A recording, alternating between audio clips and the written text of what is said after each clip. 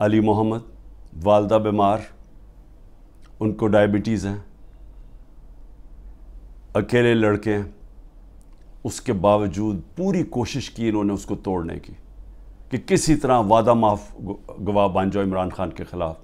پھر اگر وہ نہیں بننا تو چلو پارٹی چھوڑ دو کہ ہم اب 9 مئی کی مذمت کرتے ہیں، ہم اپنی فوج سے پیار کرتے ہیں اور ہم پی ٹی آئی چھوڑ رہے ہیں.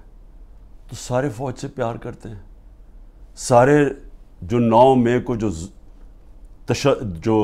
جلائی گئی تھی جگہ، ہم نے سب نے اس کی مذمت کی ہے، لیکن پی ٹی آئی چھوڑ دیتے ہیں. یہ کھڑے ہو گئے کہ ہم پی ٹی آئی نہیں چھوڑتے، اور ان کو بڑی بری حالات کے اندر رکھا گیا. شہریار افریدی، ان کے فیملی میں بھائی ان کے فوت ہوئے، ادھر نہیں جانے دیا، جیل میں رکھا. اور جس طرح اس کے اوپر توڑنے کی کوشش کی گئی، ان کی بیوی کو پکڑا، پھر ایک دفعہ اور پکڑنے کی کوشش کی، بیوی بچوں کے ساتھ تھی. تو میں ان کو خاص طور پہ سلام کرتا ہوں. اور اعجاز چودھری اس وقت وہ ڈائبٹیز کے پیشنٹ ہیں، 70 سال ان کی عمر ہے، ان کا وزن کم ہو چکا ہے، وہ بھی ٹوٹ نہیں رہے. میاں محمود رشید، ہارٹ کنڈیشن ہے، ان کو چیسٹ پینز ہوئی، ہسپتال گئے، اس کے باوجود وہ کھڑے ہیں. ڈاکٹر یاسمین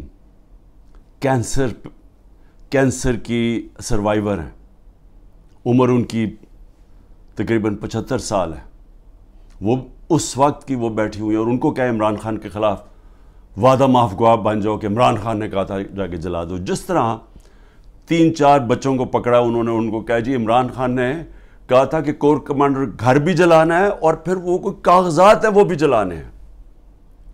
یعنی لوگوں کو یہ بالکل سمجھتے ہیں کہ بھیڑ بکریاں، کوئی عقل ہی نہیں ہے عوام میں کہ وہ عمران خان کہے گا جی کور کمانڈر کے گھر میں کوئی کاغذات پڑے ہیں جو جلوانا ہے. اور ان سے یہ 164 کا بیان لیا. تو یہی کوشش کریں ڈاکٹر یاسمین سے، وہ بھی کھڑی ہوئی ہیں. لیکن جو میں سب سے زیادہ عمر چیمہ، جس طرح کا ان کو پر تشدد کیا گیا، ان کی بیوی گئی کورٹ ہیئرنگ کے اوپر، ان کو پکڑ کے جیل میں ڈال دیا، وہ بھی کینسر سروائیور ہیں. یعنی عورتوں کے اوپر کون کرتا